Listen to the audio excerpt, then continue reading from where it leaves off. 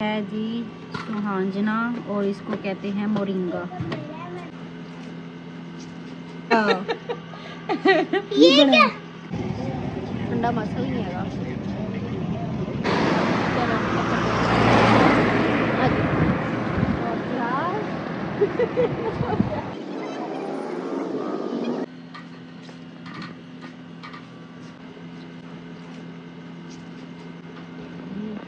یہ کیا کر رہی ہو؟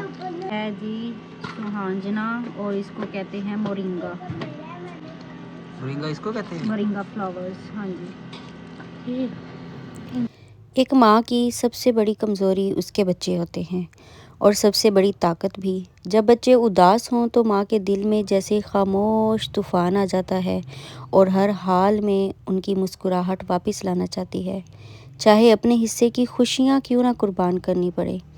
السلام علیکم میری پیاری فیملی، کیسی ہے میری فیملی؟ امید ہے آپ سب خیریت سے ہوں گے، خوش ہوں گے اور اپنے گھروں میں سکون سے ہوں گے۔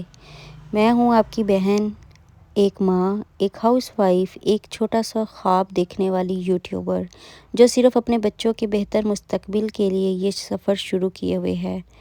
سب سے پہلے ہم اپنی فیملی کے لیے جو ہے وہ دعا کر لیتے ہیں۔ اللہ پاک میرے گھر میں، میری فیملی میں اور میری ہر اس بہن کے گھر میں جو یہ ویڈیو دیکھ رہی ہے برکت عطا فرمائے، ہم سب کے رزق میں آسانی پیدا فرمائے، ہمارے دلوں سے پریشانی دور فرمائے اور ہمارے بچوں کے نصیب اچھے فرمائے، آمین ثم آمین۔ اور میری پیاری آڈینس، آپ سب کو خوش رکھے اللہ پاک، آپ کے بچوں کو سلامت رکھے، آپ کے گھروں میں کبھی تنگی نہ آئے، آمین۔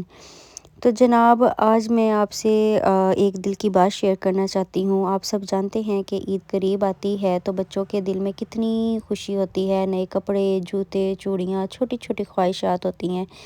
میرے گھر میں بھی سب لوگ شاپنگ کر رہے تھے، ارد گرد رشتہ دار وغیرہ بھی، گھر والے سب تیاریوں میں لگے ہوئے تھے، لیکن میری بیٹیاں وہ جو ہے نا وہ کچھ سیڈ تھیں۔ انہوں نے مجھے ابرش نے آہستہ سے کہا، امی ہمیں بھی عید کی شاپنگ کروا دیں مما، ہم نے بھی شاپنگ کرنی ہے۔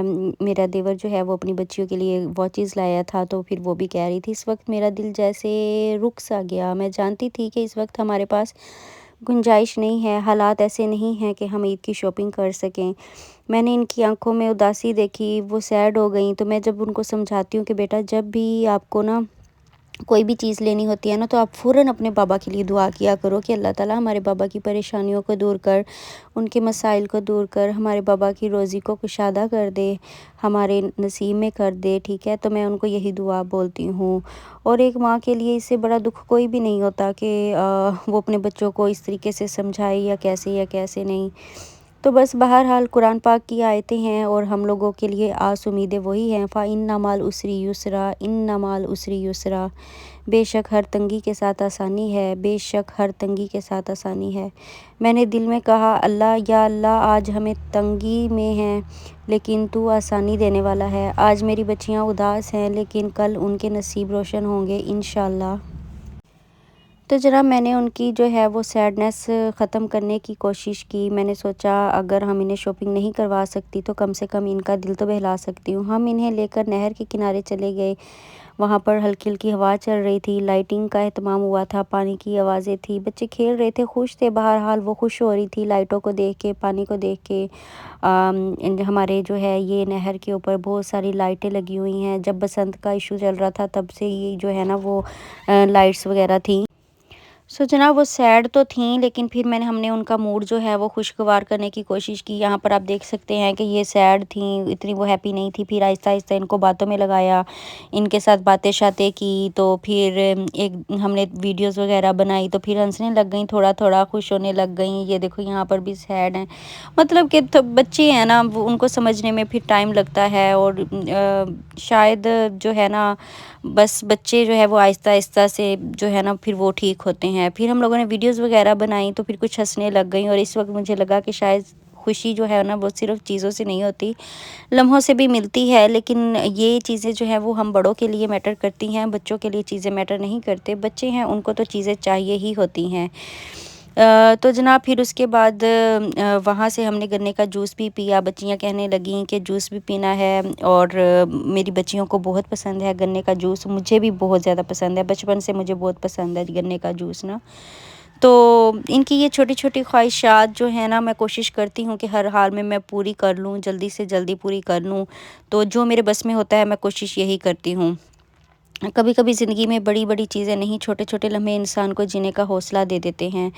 تو جیسا آپ جانتے ہیں کہ ان دنوں میری طبیعت بھی ٹھیک نہیں ہے, مثانے میں جلن ہے, کمزوری, دوائیاں چل رہی ہیں اس وجہ سے.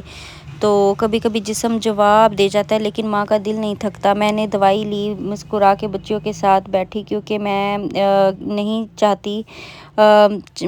چاہتی تھی کہ وہ میری تکلیف محسوس کریں کہ ہم لوگ ماما بابا کس حال میں ہیں کس حال میں نہیں ہیں. لیکن بہرحال کوئی بات نہیں.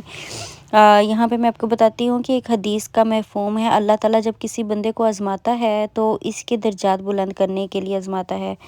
میں دل میں بس یہی کہتی ہوں, یا اللہ اگر یہ آزمائش ہے تو مجھے صبر دے اور میرے بچوں کے لیے آسانیاں پیدا کر. میں اپنی بچیوں کے لیے بھی صبر مانگتی ہوں. میں نے یہ ویڈیو کا سفر بھی اس لیے شروع کیا تاکہ ایک دن میری بچیاں فخر سے کہیں یہ ہماری ماما ہے, انہوں نے ہمارے لیے ہار نہیں مانی. میری فیملی, اگر آپ کو میری باتوں میں سچائی لگتی ہے, اگر آپ کو ایک ماں کی محنت نظر آتی ہے تو پلیز میرے چینل کو سپورٹ کریں, سبسکرائب ضرور کیا کریں.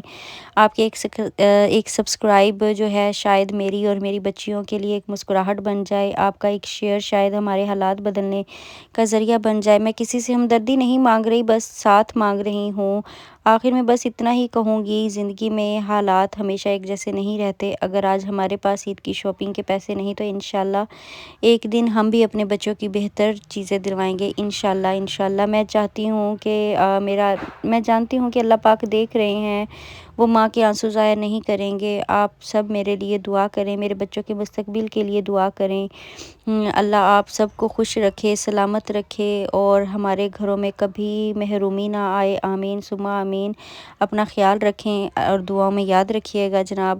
تو یہاں سے ہم لوگوں نے جوس وغیرہ پیا اور گھر واپس آ گئے. تو میاں جی کہہ رہے سکون آیا کچھ. میں نے کہا جی آیا, کیونکہ مثانے میں بہت زیادہ تکلیف تھی. مجھے اتنی تکلیف تھی کہ میں نے اگلے دن جو ہے نا وہ ٹیبلٹ ہی نہیں کھائی, مجھے اتنی کوئی شدید والی تکلیف تھی.